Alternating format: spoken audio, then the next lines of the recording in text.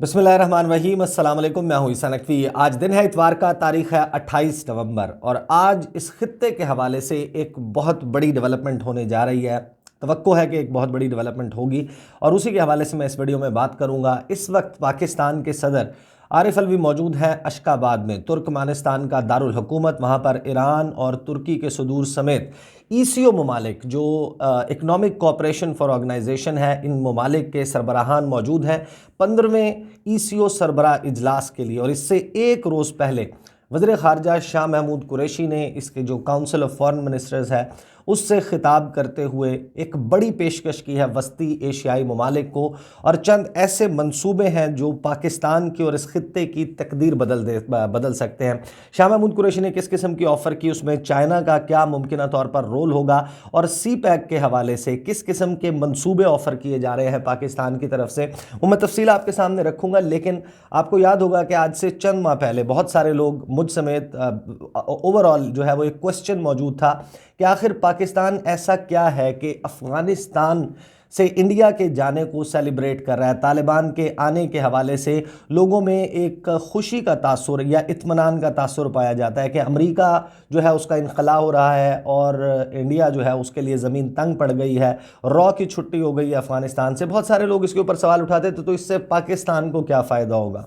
असल में मसला यह है कि हमारे मीडिया पे ज़ाहिर है कि आपको मालूम है कि लोकल इश्यूज़, पॉलिटिक्स, पीडीएम, ये सारा मामला ज़्यादा जो है वो स्क्रीन टाइम ले जाता है और इन इश्यूज़ के ऊपर बात नहीं होती। कुछ डेवलपमेंट्स ऐसी हैं ख़ास तौर पर गुज़श्ता 1 से 1.5 माह में जो बिल्कुल अननोटिस्ड गई हैं। जिस तरह आपको याद होगा कि नवंबर की 1 तारीख को उज़्बेकिस्तान के नेशनल सिक्योरिटी एडवाइज़र उन्होंने इस्लामाबाद का दौरा किया था। मैंने उसके हवाले से वीडियो भी की थी और बताया था कि वो किस मकसद के लिए आए हैं, और उसी दौरान उन्होंने दौरा किया था जो बॉर्डर है अफ़गानिस्तान और पाकिस्तान के दरमियान, और वहाँ पर एक अगरचे जो है वो आगाज़ किया जा रहा है, लेकिन उज़्बेकिस्तान से कुछ ट्रक जो हैं वो अफ़गानिस्तान के रास्ते सामान लेकर पहुँचे थे पाकिस्तान। और पाकिस्तान में ये बेसिकली मकसद इसका ये था कि उज़्बेकिस्तान को पाकिस्तान के साथ कनेक्ट किया जाए through Afghanistan, using Afghanistan territory. जिस वक्त तक इंडिया वहाँ पर मौजूद था, जिस वक्त तक अमेरिका वहाँ पर अफ़गानिस्तान में मौजूद था, जो इंस्टेबिलिटी थी अफ़गानिस्तान में वो इतनी ज़्यादा थी कि जो ईसीओ ममालिक हैं, वस्ती एशियाई ममालिक, वो पाकिस्तान के साथ जो है वो कोई किसी किस्म की तजारत, ज़ाहिर है कि उसमें सिक्योरिटी मामलात की वजह से इस किस्म के मंसूबे पाए तकमील तक नहीं पहुँच रहे थे। अब गेम तब्दील होती हुई नज़र आ रही है। इसी तरीके से जो 7 अक्टूबर की तारीख थी, 7 अक्टूबर को कराची से 2 ट्रक सामान से भरे हुए वो निकले बलूचिस्तान के रास्ते, वो दाखिल हुए ईरान में और पूरे ईरान को वो ट्रैवल करते हुए पहुँचे इस्तांबुल। ईरान और तुर्की का बॉर्डर क्रॉस किया। बेसिकली जो ITI आप इसको कह सकते हैं कि कॉरिडोर है, रोड कॉरिडोर, उसके मंसूबे की तरफ अमली कदम बढ़ा दिया गया। ये ऑपरेशनलाइज हो चुका है और इस किस्म की तब्दीलियां जो है वो खित्ते में आ रही हैं। अब जो ईसीओ का सरबराह इजलास है अगले साल जो है वो ज़ाहिर है कि पाकिस्तान के पास सदारत होगी ईसीओ की, तो इस वक्त ये समझना बहुत अहम है कि पाकिस्तान ने इस वक्त ऑन द टेबल किस किस्म की ऑफ़र्स रखी हैं वस्ती एशियाई ममालिक को, और जो सूरत हाल अफ़गानिस्तान में बेहतर हो रही है और एक बेहतरी की उम्मीद पैदा हुई है। एटलीस्ट जो एक सिक्योरिटी के हवाले से एक फैक्टर मौजूद था, ज़ाहिर है कि अभी भी कंसर्न है बहुत सारे लोगों के तालिबान की मौजूदगी में, क्या ये सब कुछ जो है वो इस तरीके से पाया तकमील तक पहुंच सकेगा, जो इंटरनेशनल उनकी कमिटमेंट्स हैं वो उसको पूरा कर पाएंगे। लेकिन बहरहाल एक तब्दीली आती हुई नज़र आ रही है और कुछ ऐसे मंसूबे हैं जो आज तक पाकिस्तान की तरक्की के हवाले से सिर्फ इस वजह से रुके हुए थे कि गुज़श्ता 20 साल में अफ़गानिस्तान में अमेरिका की इत्तहादी अफवाज की और इंडिया की मौजूदगी में, रॉ की मौजूदगी में वहाँ पर उन मंसूबों के ऊपर काम नहीं हो सकता था। उसमें कासा 1000 मंसूबा शामिल है, उसमें जो कनेक्टिविटी के प्रोजेक्ट्स हैं पाकिस्तान के वस्ती एशियाई ममालिक के साथ वो तमाम के तमाम शामिल हैं। लेकिन अब वाज़े तौर पर नज़र आ रहा है कि पाकिस्तान का ताजिकिस्तान के साथ, पाकिस्तान और उज़्बेकिस्तान, पाकिस्तान और तुर्कमेनिस्तान, इनके दरमियान जो है वो राबते बनते हुए नज़र आ रहे हैं। और जो ईसीओ रीजन है, आपको मालूम है कि 1962 में 1962-64 में जो है वो एक तंजीम बनी थी RCD जो है वो बनाई थी पाकिस्तान, तुर्की और ईरान ने, 1985 में इसको जो है वो रिवैम्प किया गया, ईसीओ बन गया और ईसीओ के बानी मेम्बरान यही 3 ममालिक थे। फिर 1992 में इसकी एक्सपेंशन हुई और इसमें जो वस्ती एशियाई ममालिक हैं जिस तरह ताजिकिस्तान, तुर्कमेनिस्तान, उज़्बेकिस्तान, अफ़गानिस्तान भी बाद में इसका मेंबर बन गया, दीगर जो है वो मेम्बरान भी हैं इसके। अब इस इजलास से, सरबरा इजलास से पहले, और ज़ाहिर है कि सरबरा इजलास से पहले का मतलब ये है कि जो फॉरेन मिनिस्टर्स हैं ईसीओ रीजन के, उन्होंने बैठकर कुछ चीज़ें तय की हैं, कुछ ऑफ़र सामने रखी हैं, उसके ऊपर ईसीओ सेक्रेटेरिएट काम कर रहा है और आज जो 15वां सरबरा इजलास होने जा रहा है उसमें वो पुटअप की जाएंगी, इसका एलामिया यकीनन सामने आएगा और डिक्लेरेशन अडॉप्ट किया जाएगा और उस डिक्लेरेशन में इनमें से कौन से मंसूबे या कौन सी जो सजेशंस हैं उनको एक्सेप्ट करके इनकॉर्पोरेट किया जाता है। ज़ाहिर है कि ये तो आने वाले वक्त में देखना होगा, लेकिन वज़ीर ख़ारजा शाह महमूद कुरैशी ने ऑन द टेबल क्या चीज़ें रखी मैं आपको बता देता हूँ। उनका खिताब वैसे तो 20 नुकात पे मुश्तमिल था, लेकिन मैं आपके सामने चीदा चीज़ें बता देता हूँ। एक तो ये उन्होंने कहा कि पाकिस्तान जो है वो ईसीओ रीजन को बहुत ज़्यादा इंपॉर्टेंस देता है, लेकिन ज़ाहिर है कि कनेक्टिविटी के बहुत सारे मसाइल रहे हैं माजी में और जो पोटेंशल है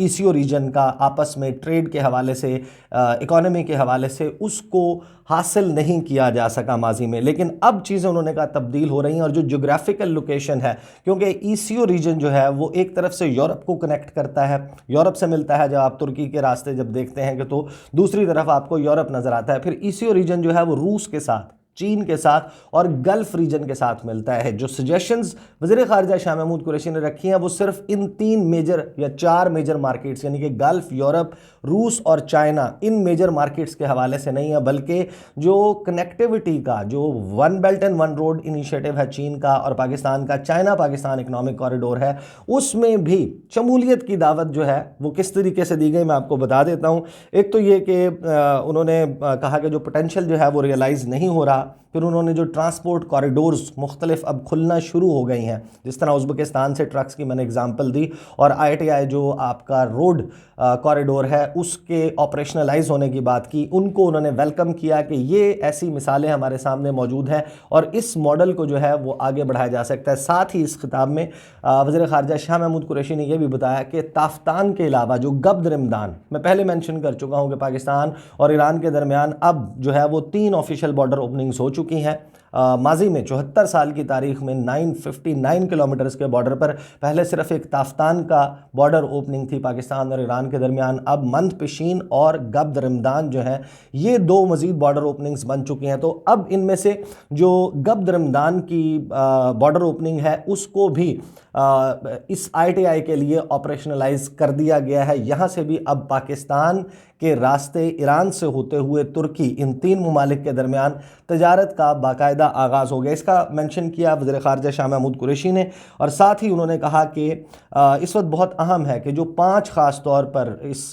ख़ित्ते में जो वस्ती एशियाई ममालिक हैं, जो लैंड लॉक्ड स्टेट्स हैं, जिनको कहीं से सिर्फ हर तरफ से मुख्तलिफ ममालिक की सरहदें मिलती हैं, कोई समंदर नहीं लगता और उन तक जो है वो ट्रेड के लिए बहुत ज़्यादा मसाइल हैं, उनके हवाले से उन्होंने ऑफ़र की कि इनका जो पोटेंशल है कि पाकिस्तान को एज ए ट्रांसपोर्ट कॉरिडोर, एक गुज़रगाह, एक तजारती गुज़रगाह के तौर पर इस्तेमाल करें ये ममालिक। ये ऑफ़र टेबल पे जो है वो अब रख दी गई है बाकायदा पाकिस्तान की तरफ से, क्योंकि अफ़गानिस्तान की सूरत हाल तब्दील हो रही है। फिर जो है वो इसके बाद उन्होंने कहा कि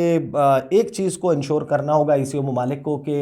तालिबान के साथ कोऑपरेट भी करें और तालिबान को के साथ कोऑपरेट करके उनसे नेगोशिएट करके ये भी यकीनी बनाएं कि जो उनकी इंटरनेशनल कमिटमेंट्स हैं वो उस पर पूरा उतरेंगे। टेररिज्म का मामला हो, इंक्लूसिव गवर्नमेंट यानी कि नुमाइंदा हुकूमत के क़याम का मामला हो, या फिर वहाँ पर ख़वातीन के हकूक़, दीगर मसाइल हैं उन पर उनको ओवरकम करने का ये जो है उन्होंने कहा कि होना चाहिए। फिर उन्होंने कहा कि जो अफ़गानिस्तान है उसके हवाले से अब अर्ली इम्प्लीमेंटेशन यानी कि जल्द अज जल्द जिन मंसूबों को तकमील तक पहुँचाने के हवाले से ज़ोर दिया शाह महमूद कुरैशी ने। उन्होंने कहा कि अब वक्त आ गया है कि जो टैपी गैस पाइपलाइन मंसूबा है, इसके अलावा कासा 1000 जो इलेक्ट्रिसिटी का ग्रिड का मंसूबा है, इसी तरीके से जो ट्रांस अफ़गान रेलवे है पाकिस्तान और उज़्बेकिस्तान के जो तिरमिज़, मज़ार शरीफ और काबुल से फिर होते हुए पेशावर तक जो रेल नेटवर्क का मंसूबा है उसको ऑपरेशनलाइज करने का, इस पर जल्द अज जल्द जो है वो काम किया जाए। साथ ही वज़ीर ख़ारिजा शाह महमूद कुरैशी ने ऑफ़र की कि चाइना पाकिस्तान इकनॉमिक कॉरिडोर उसके पोटेंशियल से ECO ममालिक को ये ऑफ़र कर दी गई है कि वो इससे फ़ायदा उठाएं। इसके साथ ही जो ECO सेक्रेटेरिएट है उसको ये कहा गया कि आप इसके हवाले से वर्कआउट करें, रिपोर्ट बनाएं कि ECO रीजन की आसियान के रीजन के साथ जो association of south east Asian Nations है 10 ममालिक जिसमें शामिल हैं, जिनमें मलेशिया, इंडोनेशिया जैसी इकॉनमीज़, जिसमें आपको मालूम है कि म्यांमार भी शामिल है, उसमें वियतनाम शामिल है, उसमें फ़िलिपीन शामिल है, ये ममालिक हैं, इनके साथ और फिर अफ्रीकन यूनियन के साथ और गल्फ़ बाकी मार्केट्स में मेंशन कर चुका हूँ, इन मार्केट्स के साथ एक ट्रेड पैक्ट्स में जाया जाए और इनके साथ कनेक्टिविटी जो है वो बढ़ाई जाए। ये जो ऑफ़र है वो पाकिस्तान ने सामने रख दिया ऑन द टेबल। चाइना के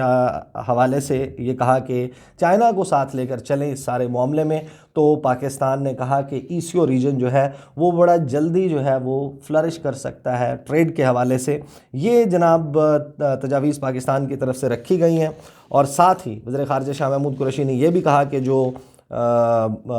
रीजन के मामलात हैं, जो कनेक्टिविटी के मामलात हैं, उसमें जो डिस्प्यूट्स इस खित्ते में है उसके हवाले से भी ये ममालिक किरदार अदा करें, चाहे वो फ़लस्तीन का मसला हो, चाहे वो कश्मीर का मसला हो। ये मसाइल हल हों तो इस रीजन में कनेक्टिविटी मज़ीद बेहतर की जा सकती है। ये गेम चेंजर मंसूबे हैं, ये ऐसे मंसूबे हैं अगर उन पर अमल दरामद कर लिया जाए तो पाकिस्तान को तो फ़ायदा होगा ही होगा, इस पूरे खित्ते को बहुत ज़्यादा फ़ायदा होने जा रहा है। लेट्स सी कि ये सारी चीज़ें किस तरीके से अनफोल्ड होती हैं। और आई टेक अ लुक कि एलामिया जब सामने आता है, डेक्लेरेशन, अशकाबाद डेक्लेरेशन जो है वो जब सामने आएगा उसमें कौन सी चीज़ें इसमें से एग्री की जाती हैं। और ज़ाहिर है कि अगले साल तो फिर ज़ाहिर है कि पाकिस्तान के पास इसकी सदारत मौजूद होगी ECO की, और पाकिस्तान में इनकाद होगा ECO सरबराह इजलास का